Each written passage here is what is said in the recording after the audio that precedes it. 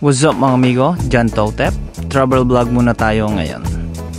Nandito tayo sa Balé Aslagan or mas kilala sa tawag na Cafe TYS. Ang entrance dito ay 20 pesos lang. Napakaganda ng lugar, very aesthetic, very relaxing view. Maraming pwesto na pang Instagrammable. Meron din sila ditong mga villas sa mga gustong mag-staycation.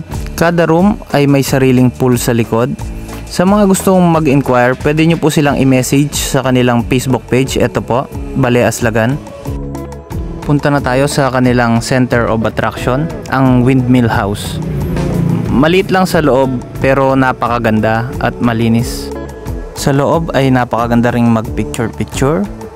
Napakaganda po ng view and very relaxing, very aesthetic talaga.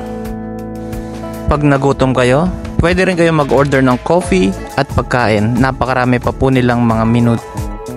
Dito yung daan papunta sa taas, kung saan yung sa likod ng windmill. So panoorin nyo at sama-sama tayong mamangha sa ganda ng view dito sa Cafe TYS.